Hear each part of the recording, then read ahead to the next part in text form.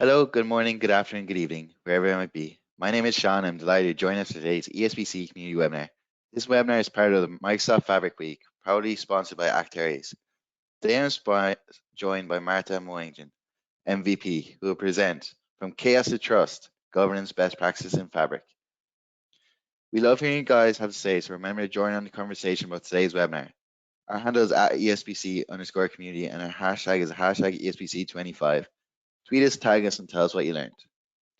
Don't forget to check out our Learning Hub, which is updated with the latest blogs, ebooks, webinars, and how-to videos. You can access and view the Learning Hub by visiting our website, sharepointeurope.com, and clicking Content tab at the top.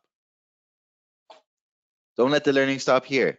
Continue to keep up and stay ahead by joining us for our next webinar. Future-proof your data. Achieve AI readiness, real-time decisions, and self-service planning and analytics with Fabric and Actares with Mike Murata. This webinar will take place Wednesday, May 28th at 1 p.m. CEST. For more information on this webinar, please check out www.sharepointeurope.com/register for webinars. Looking to expand your Microsoft Fabric skills? Join us in Vienna from the 15th to the 18th September for European Microsoft Fabric Community Conference. Experience 3 keynotes, 10 full-day tutorials, and over 130 plus expert-led sessions covering data engineering, real-time analytics, business intelligence, and data governance and more. Sessions are delivered by Microsoft experts, community leaders, and Microsoft corporate speakers. Enjoy hands-on workshops, valuable networking, and memorable social events. Scan the QR code to get your ticket and use code FABRICWEEK 150, €150 off the current deal. FabCon Europe tutorials are here. We're excited to launch a series of hands-on tutorials focused on the latest innovations and practical applications of Microsoft Fabric. Topics include Microsoft Purview, Power BI, data warehousing, Fabric data agents, SQL databases, and more. Learn directly from experts and gain real-world skills that you can apply immediately. Use code FABRICWEEK150 to get €150 off the current deal. Limited time offer. As always, if you have any questions at any stage, feel free to type in the questions box, and Marta will get to them at the end of the presentation. This webinar will be recorded and added to the Resource Center, where you'll be notified by email when it's available. And now I'm going to pass you over to today's webinar presenter, Marta. Hello, Marta. Thanks for joining us today. Hello. Thank you for having me. So excited to be here. It's exciting. And I'm clicking show my screen, and ta-da, I think you see something. Yeah, perfect. Ooh, nice. Okay, cool. Let's kick it off. I see a lot of people joining in. That's amazing. Yeah, keep questions coming. I will answer them at the end because we're going to go through so many things in this session. So let's get ready. I'll just change my stuff here. Okay, cool. So yes, okay. So I'll just briefly introduce myself. I know that's not like the cool part of this, but hello. I'm Martha Moingen, or Marte Moingen if you're the Norwegian people, but I respond well to Martha. I'm a data architect, so I work at Soprasteria, and I do all the things data, mostly Microsoft tech stacks, and I'm really excited about Fabric and Purview, so I work a lot with that. And also that's why we're going to talk about the governance part, I guess, today, one of my favorite topics. And I also organize a couple of conferences, community stuff, a Women in Tech network. So if you want to join that, reach out to me on LinkedIn or connect with me on LinkedIn in general, and we can chat and have more discussions. Yes, cool. Okay, let's go over to like exciting stuff. So I figured I need to like motivate you guys to understand why you should be very excited about this session. And one reason is, I think, so Fabric is definitely changing the way that we are working.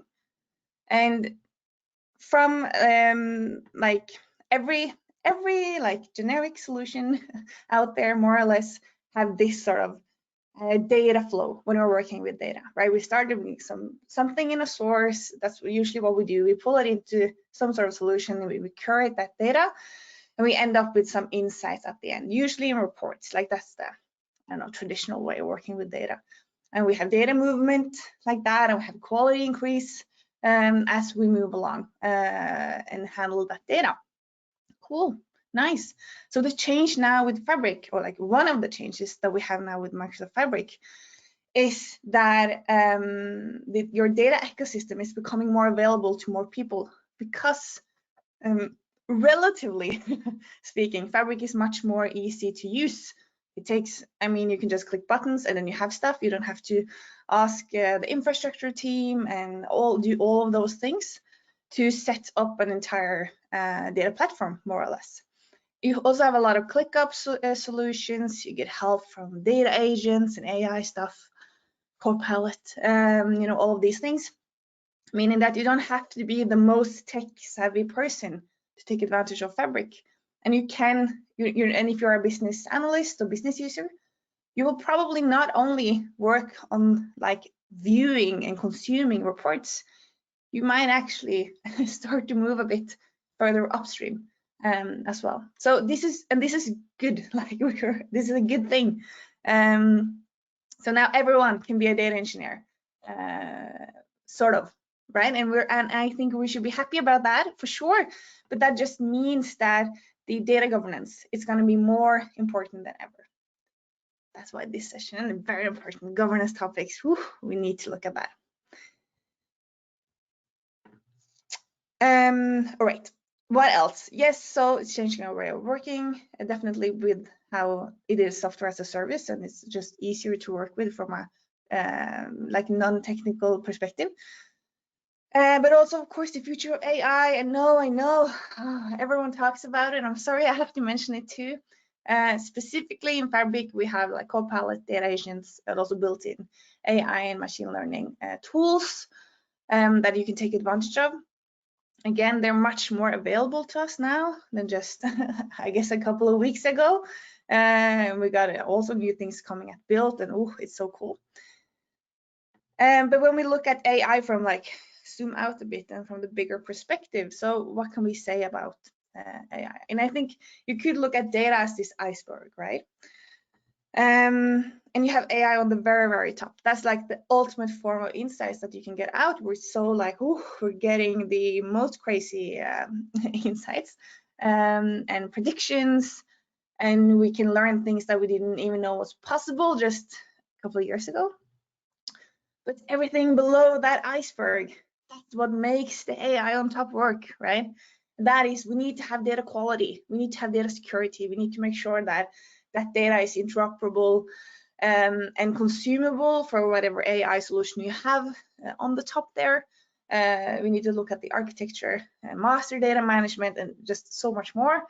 And all of that is actually data governance. So to me, data governance is what's enabling AI. That's what we need to think about. So what is this data governance thing we're going to talk about today? So I'm just going to give you this wheel here. So this is a big thing and there's a lot of information here, but this is from DAMA International. That's a governance framework. So you can check out if you're interested in data governance. But essentially it is that you are saying that data governance is all of these capabilities that we have around this wheel. So it's data architecture, data modeling, data storage, security, all of these different things we need to think about when working with data governance. And for us, me and maybe you as a data person, that's everything.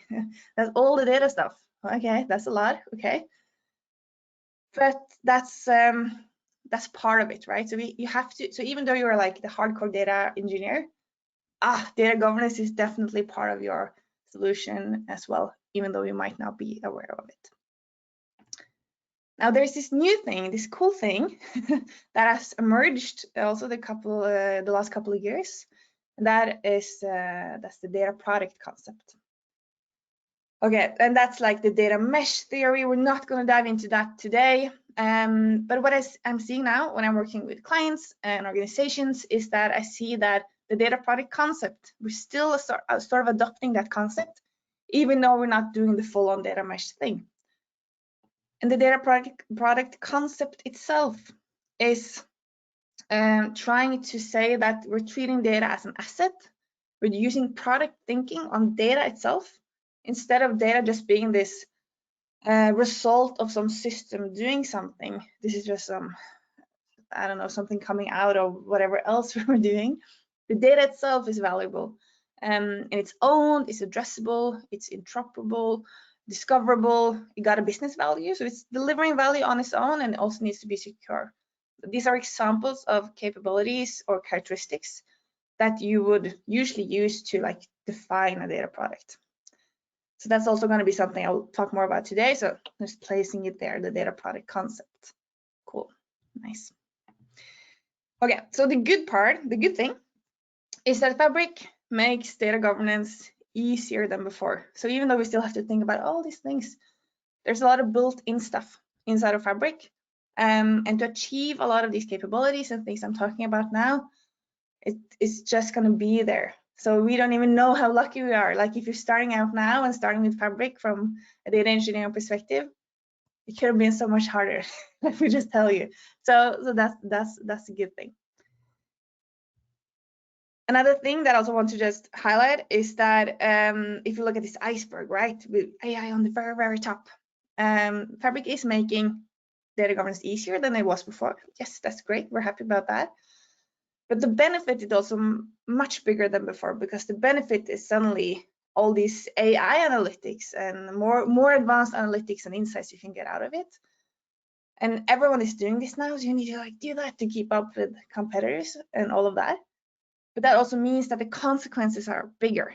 Also, again, because of AI, because AI is so easy to use. You have these plugins. So if your data is actually not secure, you were not supposed to share that data, or the quality is not as good as it should be, the results of your AI on top is going to be wrong. And you can make like ultimately wrong decisions or share data you shouldn't share, and be in a compliance problem. Okay. Hope you're very, very motivated now to dive into the governance things. So this is an overview of, some of the like governance and security stuff that we have inside of Fabric. There actually is more, because there's new things all the time. So this is not the like maybe complete picture. But what I want to start talking about today are these ones. So I want to dig into like, why do I care about workspaces, domains, and capacities when I'm talking about data governance? So why do I care about this, which in the Fabric ecosystem really is the architecture? Why is that important? Great question. Let's see. So let's start with the workspaces and actually the items, just to like zoom in even a bit more. So when you're working inside of Fabric, we have obviously workspaces, as we did in Power BI as well. And that's the area we work in. And then you have a lot of different items inside of your solution. Now, the first thing you usually would need to decide upon when you're working with Fabric is how are you going to store your data? What items are you going to choose? Now, obviously, you need to choose between lakehouse, warehouse, real-time analytics, storage solutions, all of that. But another thing that I want to highlight now on the more conceptual point of view, so I'm just going to go with lake houses now. Doesn't mean that you have to, but the concepts of this are still the same, so stay with me. So let's say that you could go with, you're going with the bronze, silver, gold way of working, right?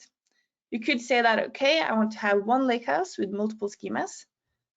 And just to state that, I mean, this is the medallion architecture. I'm assuming a lot of you guys know about that, but it got a lot of names. So you can call it whatever you want, but this is the flow, right? You're going from the raw data to this golden, perfect diamond, whatever you want to call it at the end. So one way is to say, okay, let's put all of these layers into one item. Cool, you can do that, that's possible. Or you can separate it into 3 items like this. Or you can combine a couple of them and have separation on some. So why am I talking about this? Well, because the item separation is going to be part of what's going to help you with access control and access management. Because you can provide access, you have row level security, you have column level, all of these things. Then you have item. So item is definitely something to think about when you're setting this up. Should everyone have access to all the data in the gold layer? but maybe not everyone in the bronze and silver. Are there some sensitivity stuff we should need to think about here? This is something you should think about when you're setting up your structure. Now, the next thing is also the workspaces itself. Should you, for instance, separate this in 3 different workspaces? Should everything be in one workspace? And I'm sorry, this is a it depends question, but what you want to, like, the reason I'm talking about this is because it's going to help you with access control, and also not only from like the data access control point of view, but also from the persona point of view. Like, do you have data engineers that maybe want to be inside a bronze and silver workspace, and then you might have more business analysts are going to be in the gold workspace? Cool, then it might make sense to separate, just make it cleaner.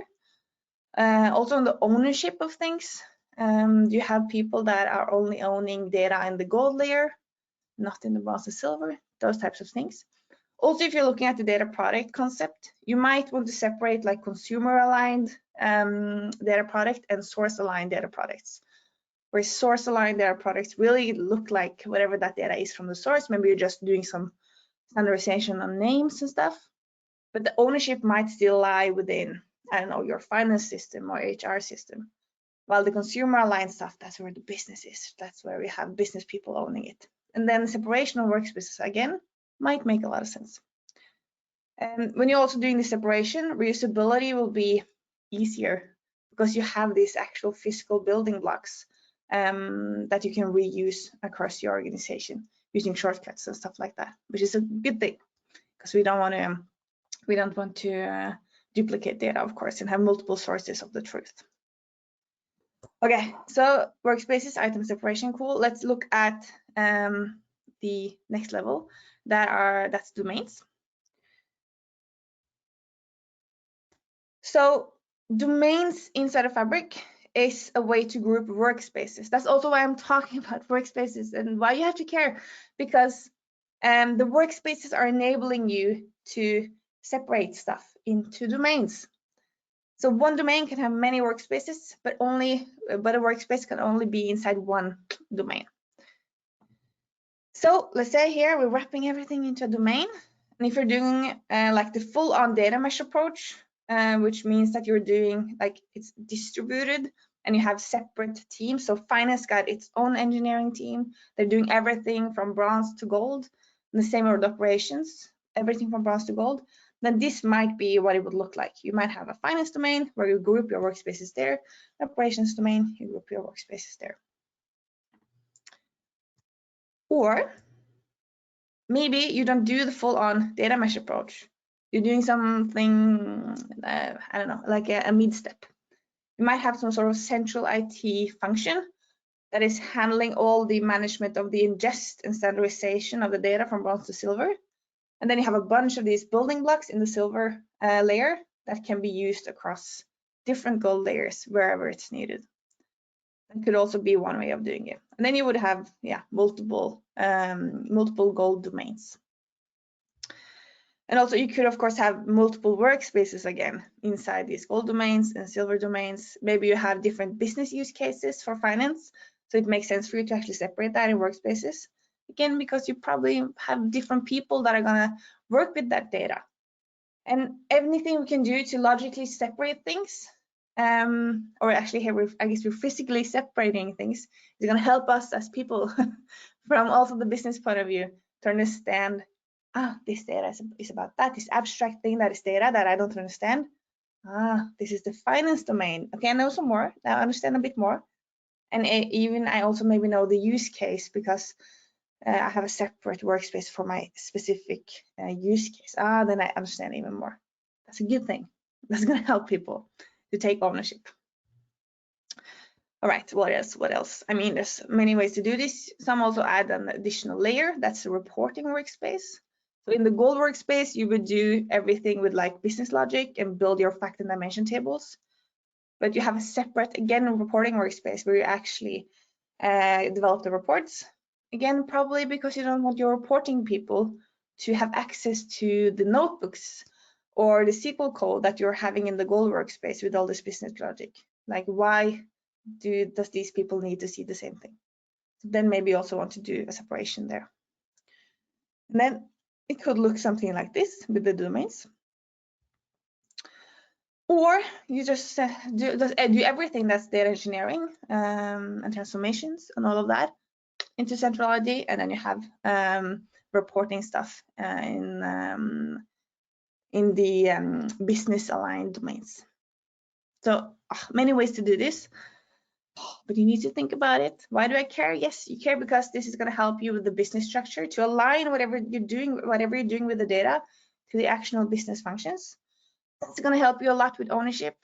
We really do want business to care about their data, to say that I don't want this data shared, or to say this is the business logic I want implemented. And if you're changing that, you need to tell me. The ownership, and also you have policy enforcement as well on domains. I'm going to show that in a demo in not too long. Stay tuned. Okay, so the other thing on like the architecture point of view that I want to discuss today, capacities. Why do we care about that?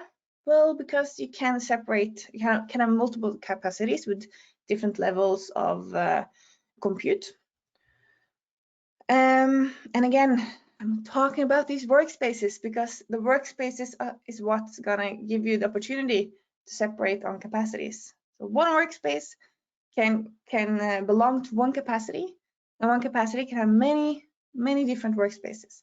But you can only one workspace can only be connected to one capacity. So workspace is again important. You have to think about that when you're structuring and developing your architecture blueprint. So here, for instance, that would be central IT capacity maybe, and you have business domain capacities maybe separated if you want to have like cost management of that. Or, I mean, it could look like this, or you just have everything in a capacity and then you separate on development and production instead. Or you also can separate by region, of course, I guess. But still, if you have your organization is across the globe, then that could also make sense to do. Okay, so many things. Why do we care about capacities? Because we want to make sure we have good performance, and also the cost management aspect of it. Nice. And again, these workspaces are really the key here. Okay, what do? We looked at all these different things and ways of setting this data up. I want to just highlight that if you care about this before you start, or now if you have already started, that's also fine. You can end up with these building blocks that are these data products. And you can have these source aligned data products on the silver layer, just ready to be used as building blocks to create new data products in the gold layer, where you have the consumer aligned products. So it's gonna really enable that data product thinking if that's what you're doing. So you should think about that as well when you're setting up these structures. Ooh, nice. Okay. So we went through that. Interesting. Now, what else? All these things. I want to talk about all these things. So that's metadata management. There's a lot of things we can do with that. And now, don't you worry. We're gonna have a demo. So I know a lot of slides up till this point. Don't you worry. Now we're gonna dive into actual fabric. All right, like that. I'll just wait. I see that you see it now. Perfect. So, ta-da! This is fabric. I'm guessing everyone knows what that is since you're here in this talk. Wait. Oh, let me just see if I can give myself like that. Okay. Yes. Okay. So, what I want to start with are the workspace level.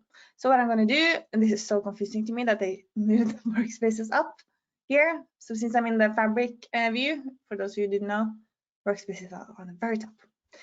I have this workspace called Iron Vault. I have a lot of like secret stuff in here. Obviously, it's an Iron Vault workspace.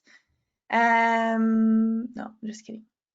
But I have some items here. You see them? I have some semantic models and reports. I also have a warehouse here. And also, I am a big fan of the lineage view. So if I click here on the lineage view, you're going to see how things are connected. And lineage, that's something we're really happy about when we're working with governance, because it's going to help us understand how data is flowing.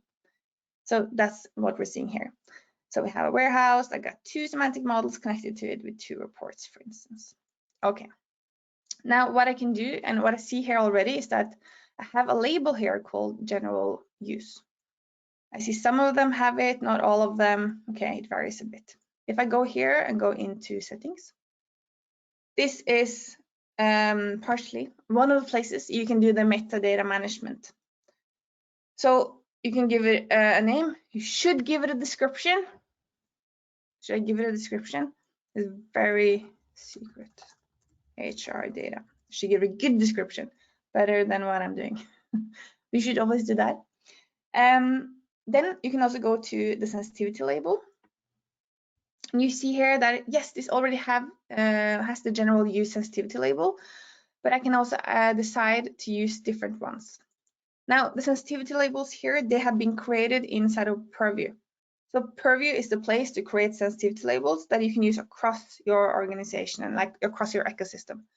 So that means that, I mean, usually people has been working like in their organization, they might have sensitivity labels on the office stuff, like emails, maybe you have the possibility to put a sensitivity label on a PowerPoint document, those types of things. But you can also do it inside of Fabric and use those same sensitivity labels, but it has to be enabled, and someone in the admin portal need to say, yes, you can actually view them. So that's a heads up. I've already done that, they exist, but I know that the Iron Vault, that's very, very secret stuff. So I'm gonna choose highly confidential, like that. Oh, cool, it's applied. And actually now you see that all the downstream items also magically got the highly confidential label. That's part of the settings that I have set up. I want this to be inherited downstream. So that's what's happening. But there were more things that I could do here. Oh, actually, you know what? Sorry. Before I do that, I want to show you something else. Because on sensitivity labels and security stuff, there is another thing you can also do. You could set up data loss prevention policies. And that could, for instance, be that if something is highly confidential, I want someone to get notified. I want to monitor if data is being published, if something is happening to that data. That's happening again in Purview. Sorry, but that's where it's happening. But I've already set this up. And I actually have this HR semantic model here that I published from a Power BI desktop, and I published it here with some data. And you see here we have this information thing. And they say this item contains sensitive info. If I click here, you're going to see that you are now using data that is labeled as highly confidential. Always apply the principle of least privilege.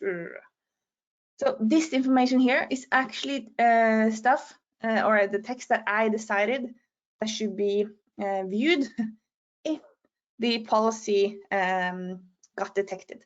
So the policy that I put up here, if you click on view, I think you can see some more stuff. Yes, you see here, the issues that was found was that this looks like US or UK passport numbers. So I put up a policy that said, please monitor US and UK passport numbers. And I want everyone to get this information through like helper ticket with information if this data actually contains that. You can also say that if it contains that, I want it to be blocked. I want it to not be possible to share externally. Like there's other things you could do, but I'm only doing it to simulation mode now. So I'm just seeing this. And then you can say that I want to override that. It's not, I don't care, this is wrong. Or I can also report and override and say that actually this was a false discovery from the data loss prevention setup. Cool. So you can use that. And you can also use the sensitivity labels and say that if an item got a sensitivity label, I want something to be enforced on the policy level. Nice. Okay. That was the sensitivity labels and sensitive data. I'm going to go into settings again because there were more stuff that we could do with metadata. We looked at sensitivity label. We also have endorsement. And you see here that I can, now we haven't endorsed this warehouse, but I could set it to promoted, or I could actually set it to certified or master data. I did actually try to give myself permission to do this before like early this morning. But it's rude. I wasn't part of the original admin group, but fine. So if you have access to do this, you could also certify it or mark it as master data. Now, I want to also highlight for the master data here. So it's nice to say that we can, this is actually a master data, meaning that this is a golden record. But that should, for you, mean that that's the ultimate truth of whatever data you're using in your organization. For instance, if you have, it could be like, I guess, a list of products, like a table of products. That's data that is probably very important to you, all the products that you're selling. But let's say that that product data could be created in different source systems and different solutions. Then your job is to create this golden record where you pull in that data from different, all these different sources, do match and merge all of these things and create this, yes, this is now the ultimate record of this product with all the information that we have. This is what you should always use. If you have done all of that, then yes, definitely, cool. You should then tag it as master data. And that is the master data that everyone should use. Okay, I'm going to go with promoted because that's the only thing I'm allowed to do. But another thing you can also do is to say something about tags. And you see here that there's always already a set of tags that has been created. I'm going to show you where we created that not very soon. But I can then choose to add some tags, and I can actually add a bunch of different tags. So I don't know, this is health, and I think is ready for the leadership team, and it's also administration. All of these I want to add. And now if we just close here, you're going to see that we actually have a tag symbol available for us. We also have the promoted symbol available. Cool. So that means that it's going to help us, like we're essentially giving context to the data. It's going to help us understand it. It's going to help other people, like business people, someone else understand it. And it's going to help us to automate stuff. How can we do that? You ask. Okay, great question. Let's take a look in this admin portal. So what I want to show you now is I go into the admin portal, and then you see here that if I go to domains, this is where you can create the domains that I already talked about so much. This is where you create them. And it's quite easy to do. You have to have access, of course, to the portal and to be allowed to create domains. If you do, then you can do that. So let's create a new one. Let's talk, I don't know, let's call it sales, because we don't have a sales one. Then you give it a domain admin. So who can manage this domain? Of course, it's going to be me. I'm going to be the boss of this one. And then we're going to click create. Cool. Now, if I go into settings here, you see all the things that I can change and add on. Again, you should give it a great description. Always give it a good description. If you're not motivated to do that, I mean, the motivation should be AI.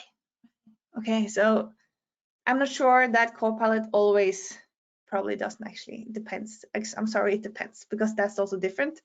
But the AI solutions are going to use the metadata to give you better answers.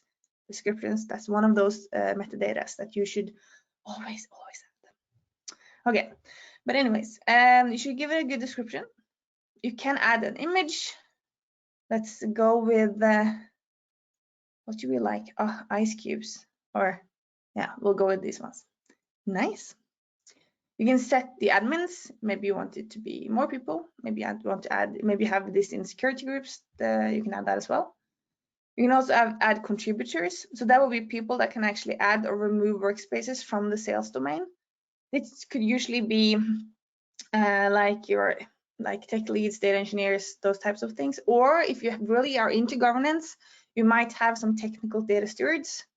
This could be a good place to put them. So that could also be specific users or security groups. It could be only the tenant and domain admins. or the entire organization. And then also you can set default domain. So this is part of the like automating policy stuff you can do. You could say that every time, okay, I can say that every time, should I do this? Yeah, I'll do this, Patrick.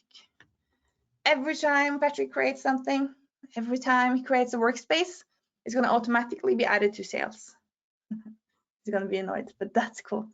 You can do that. So, and that's going to obviously help you a lot. Again, so if you know that you have teams that only works within one domain, and this is a great way to automate this. And then you have something else, that's delegated settings. So you can enforce even more policies. I'm really excited to see this. But also this has to be enabled inside your tenant portal, that you can actually do this. But you could also set a default label for this domain. So these are the sensitivity labels that I just talked about. So for instance, I don't know, if you're working with HR domain, maybe all of that should at least be confidential or like inside of business only. I don't know. It depends on your labels, of course, but maybe you do want to say that they're always going to be confidential or highly confidential or always general use, right? So that's nice. That's going to help you to give the right level from the start. And also you can do some settings on export and shares. For instance, is it okay that people can export reports as images for this domain specifically? Should workspace admins be allowed to do this or not? And also for certification specifically. Here we see the admins. This is the group that I thought I added myself to, but apparently not. You can say that who's allowed to certify data. Again, that could maybe be your technical data stewards or like those types of people that really understand why you want to do, why you want to certify specific stuff. Cool. How are we on time? Nice. Wow. Okay. What I didn't do was to assign workspaces. So you can assign by name again. So I guess I haven't mentioned it yet. Naming standards. Very important thing when you're working with governance. It's going to help you to automate all the other things. So if you have a standard that says that all the workspaces in the sales domain actually also start with sales underscore something, for instance, easy peasy, you already know. But let's add, or have I already? Yeah, let's add the Iron Vault one to sales. So you can assign by workspace name, or you can assign by workspace admin. So again, if all the stuff that Adam creates is going to be inside of sales, or you can assign by capacity. So maybe you have actually already separated your workspaces to be part of different domains. Maybe finance, they're paying for their own stuff, operations, they're paying for their own stuff, and so on. Cool, you can use that here as well. Let's just add Iron Vault for now. Apply, you see here that we have it. Now, okay, so what about tags? I talked briefly about tags. This is cool, and it's kind of new. You can create tags that are within one domain. So sales can have their sales-specific domains. Finance can have their like reporting, QR, Q3, blah, blah, tags, and so on. Because they can be specific for different business areas as well. So I really like this. You can also create them to be available across everything, but you can also do it in here. So, I mean, for sales, let's do project A. Okay, so let's pretend that you have a project that is going on for 10 months, for instance, and you know that data across these workspaces is relevant, for instance. Then you can tag all of those items with project A. Yay, we have a tag. I'll just show you that briefly too. If I create tags here, you see that these are across the entire organization. So you can also have that goes across. That's also possible. Ooh, so a lot of stuff here on metadata management. Let me share this screen again. Cool. And then I'll click there. Okay, nice. Cool. We went through a bunch of different things. There's one more thing that I want to take some time to look at and dig into, and that is the OneLake catalog. I don't think, or I'm not sure, I feel like it hasn't gotten the attention it deserves, because I think this could be the key to make our life easier when we're working with Fabric. So yeah, demo. Let's just demo that directly, because I mean, we need to be a bit inside of Fabric here too. All right. So the OneLake catalog is on your left side. It got its own little symbol, and it's going to help us to get that overview of all the stuff you have. So it's like, for anyone who has been working with data catalogs, this is like the like, it's not basic, but it's sort of yeah, it's a nice catalog, because you have the registry stuff. You can see everything, and you're able to filter and discover and search and understand what you're seeing. So that's one part of it. For instance, I can go into endorsed items, and I can see what has been made discoverable, and I'll just go to all domains to see everything. And here I, for instance, see that, okay, we have some data here, but I also see that there's some data that I don't have access to that has been made discoverable. Maybe for me as a report developer, this is actually something I want to look at. Then I can go in here and find it, and then say, request access. I should have access because I need to create a report or answer some sort of business question. I think this can help me. You see here that these are promoted, and also we have one that is certified. Yes. Now, also I want to just highlight, you can filter on workspaces down here. So if I filter on YouTube metrics, I see all the items inside of that workspace. And I must mention, I can only see what I have access to. So if I have viewer access, I can see it. But if it is made discoverable, I can see it. Sorry, I have to go to home workspaces again. I can see it even though I don't have access. So this is going to be important when you think about how you are going to enable everyone else to take advantage of all the data. They have to actually be able to discover it. So that's, and you could do that by giving it promoted or certified tag. What else? Okay, let's say that you are, you're a data engineer.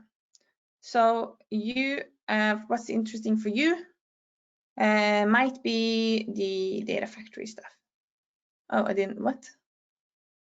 Okay, so this is a demo, I'm sorry, that was wrong. Let me say it again. That's the data pipeline stuff. I don't have data factory stuff in this tenant. So maybe that's what I work with. I am responsible for all of these different pipelines inside the, I'm not sure if we actually, let's see. Yeah, inside the operations domain. Cool. These are the ones that I'm working with. Then this is my thing.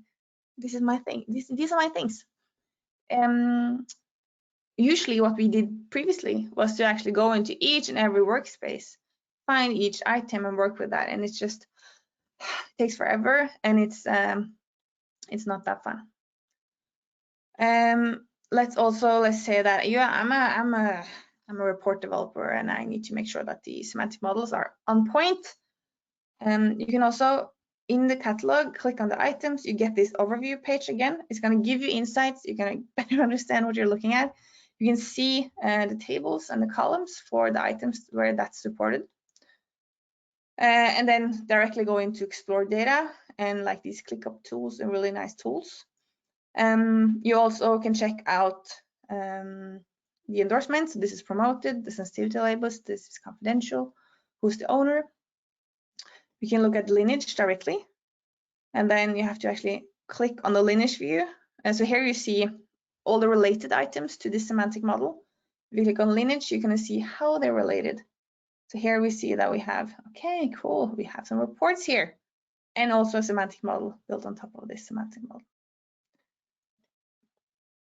Nice. You can also look at monitoring. So if you have scheduled something, this is going to be where you could go to look at the different runs.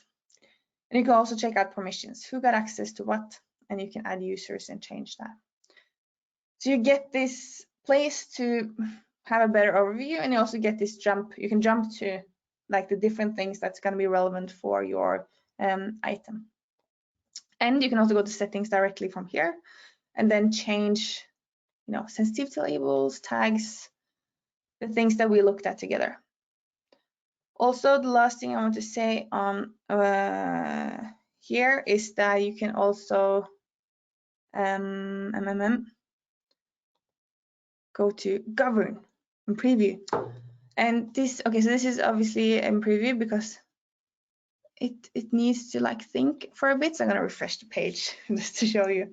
So for those of you who has been playing around with Fabric for a little while, you know already that you have this here. We have this Purview Hub where you can get this overview of how you're doing.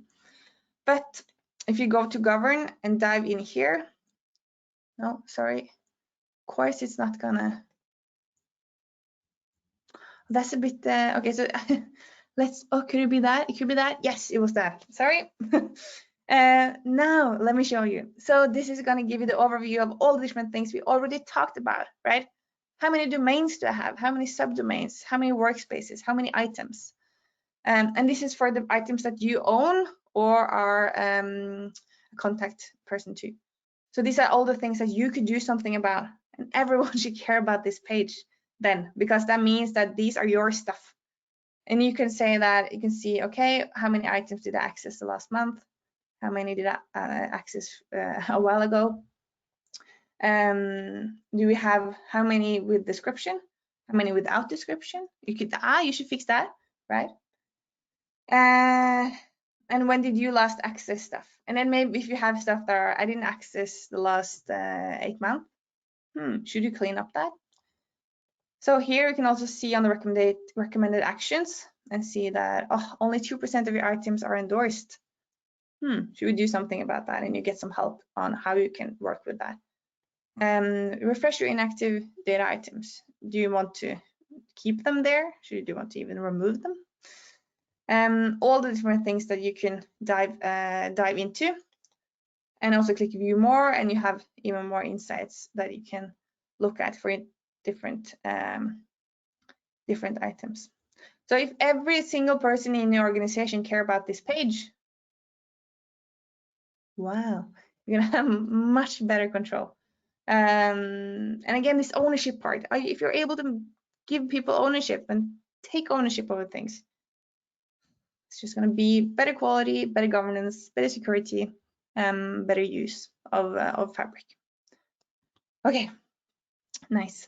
Let's go back to the slide. Okay, so we looked at a bunch of different things. I'm going to try and wrap it up. There's so many things. But okay. So like with like these very, I guess, specific things we dived into now, did we improve the data governance? Especially when I said in the beginning, data governance is everything. So I didn't go to everything, I know, but what did we look at? We looked at data architecture, like how do you structure workspaces, items, domains, and why am I nagging you about this, right? If you care about all of that in the beginning, so data architecture now, since we don't have to care that much about the infrastructure part because this is software as a service, it's about the workspaces, it's about items, it's about the domains, right? But if you care about that, you're gonna automatically have better control and governance of your data storage and operations, because that's going to help you. You will have better lineage. You're going to have better security because you have separated this for a reason, for instance access control. You have also better data integration and interoperability because you have thought about, should I use a lakehouse or warehouse, for instance, because I want to reuse across this? Should I separate these semantic models because I actually want them to be shareable on different sensitivity labels and so on? It's just going to be more control. Now we also looked at metadata management in general, and then also reference and master data management, or at least how you could tag it as master data. That's also something we dived into. And again, the better your metadata is, the more help you're going to get from AI, and the better that help is going to be. Hopefully you're motivated to care about that. Yes. Then wait, it's not. Come on, there. Okay, cool. Then what about the rest? Now we didn't actually specifically talk about data quality, business intelligence, data modeling and design, documents and content, all of that. But if you use, for instance, sensitivity labels in the right way, all of that is going to that's also something you're probably going to use across your documents and content as well, like the traditional information management.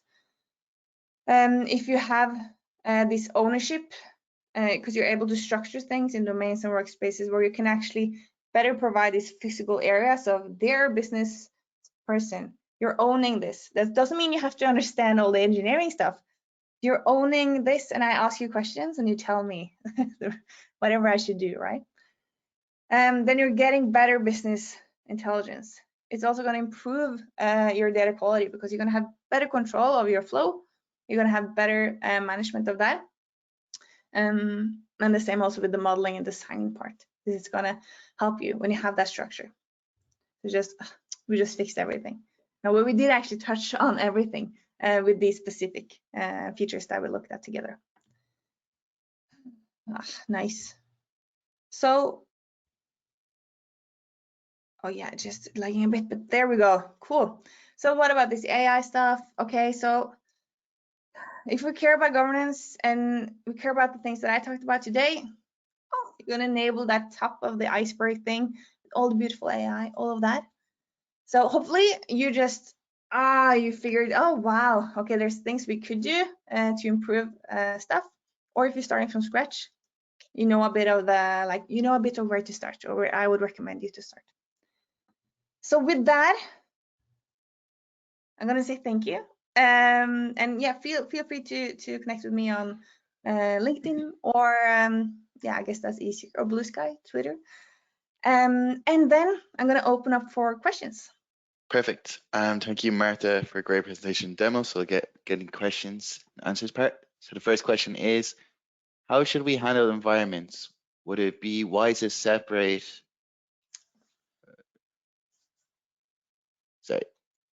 Would it be wise to separate the test environment from production?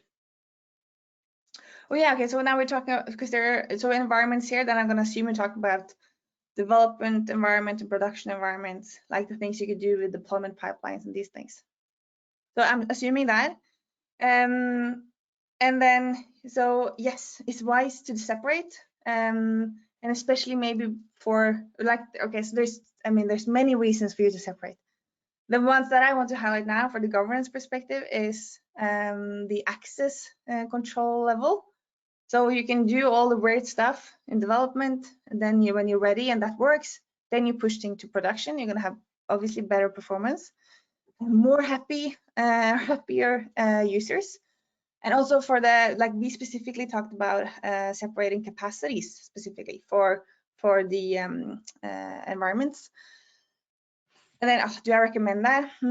So what I've seen is that when you're playing around with Fabric, and if you're doing something crazy, like, I don't know, creating some sort of crazy data flow with Power Query or something like that, you could end up like crashing the whole thing. So, and that's very, very annoying if you're running both production workspaces and development workspaces on the same capacity. So yes, you should separate. And then what you could do is to have completely different like capacity levels for those, and also completely different modes, right? So you can have one could be reserved. The production maybe will be a reserved capacity that is always up. While the development one, you can scale it up and down. You might turn it off at night, and that type of thing, to obviously have cost reduction and optimize that as well. Yeah, hopefully I answered the question. Okay.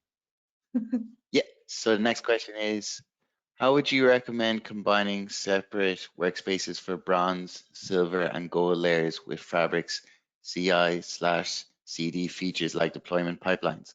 I understand that typically CI/CD assumes dev, test, and prod workspaces, ideally per domain. What would a best practice workspace architecture look like that supports both CI/CD and the medallion architecture? Oh, that's a very good question. Wait, I'm gonna share this one. Just checking that you were seeing it. Yeah. Okay. Cool. Yeah. Nice. No. So I'm a big fan of this way because you're separating. Usually, you're separating like the traditional data engineer with the business analyst or report developer type of people. And then the question was about help me, what was it specifically about? Oh, with The question's gone. CI/CD. Oh yeah. And then the question: should we actually separate bronze and silver, for instance, as I did here? Well, I think because there is a like complexity and like make it easy, but like discussion you need to have too, right? So you don't really. I mean, if the reason I would say for separating bronze and silver into separate workspaces, this drawing is showing that, is like very strict access control or something very specific happening maybe on the bronze level where you're ingesting data and you need separate capacity, like these types of things. If not, it is the same team that is working with it. They are gonna pull the data. They have the responsibility to pull it from bronze all the way to silver. Yes, combine it into one workspace. Use that for your CI/CD setup as well. So it's about who's working with it. If they have the full end-to-end responsibility anyways, yeah, it makes sense. If you have specific access control or compute reasons to do separation, I would say that will be why you would maybe want to separate. Yeah. Perfect. So next question there is, hello, Marta. Greetings from Oslo. My company has gone for a reporting workspace solution as you described it. We shortcut tables from the central IT workspaces to lakehouses in reporting workspaces. Is there another way to do this? Example, by sharing semantic model across. Oh yeah, like centralizing the actual semantic models as well. Definitely. I mean, you could, but it's about like the nature of your organization. So maybe you have report developers that really don't do anything with semantic models, but you do have a lot of people that are using the semantic models. But the semantic model itself is like for you guys, like a technical, like it's a bit of a difference who's working with that. You could even add on like another layer here to say that you have semantic model layer and then reports on the right side, and then you have centralized semantic models, and then everyone can use that across different workspaces. Again, on the very end, on the very like report layer. I'm not sure I'm explaining this the best way, but yes, you could do that separation. Or if the people that are working with the gold, like building the fact and dimension tables from the like engineering transformation point of view, also are the ones that are creating the measures, setting up the relationships for the semantic model. Cool, then pull that semantic model stuff into the gold workspace. That's also okay, right? So who does what? And do you have the need to centralize? Maybe you actually want to centralize also the gold stuff into the central IT and only reports, and that's the only thing that goes across different like business domains. That's also definitely a way to do it. Yeah. Perfect. Next question there is, hi Marta, can you elaborate how sensitive information is detected? Is a scan being run in Purview, for example? Is it possible to scan all Fabric items in Purview to detect sensitive data? Great question.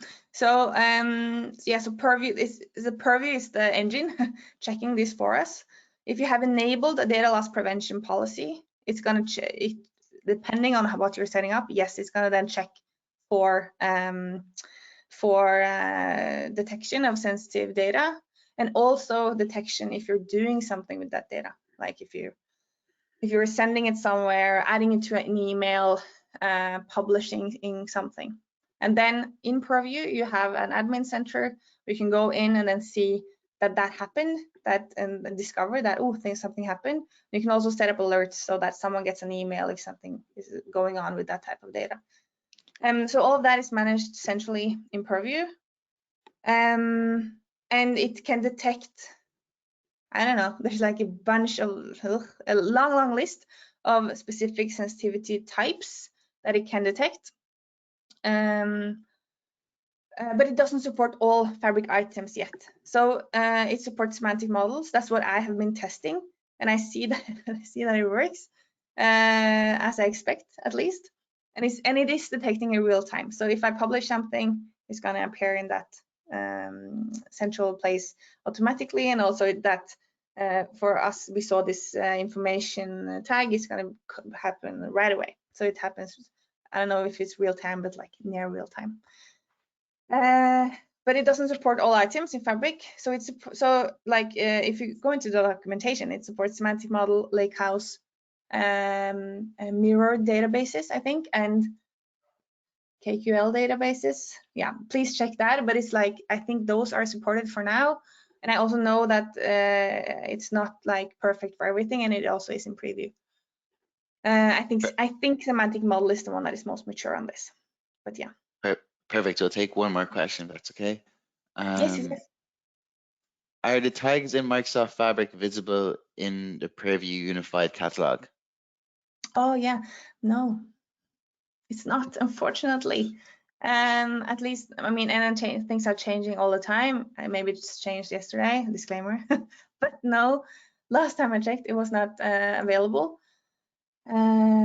But I am expecting it. I guess all of you are too, to have it appear as just some sort of metadata on that data asset that you have scanned in Purview.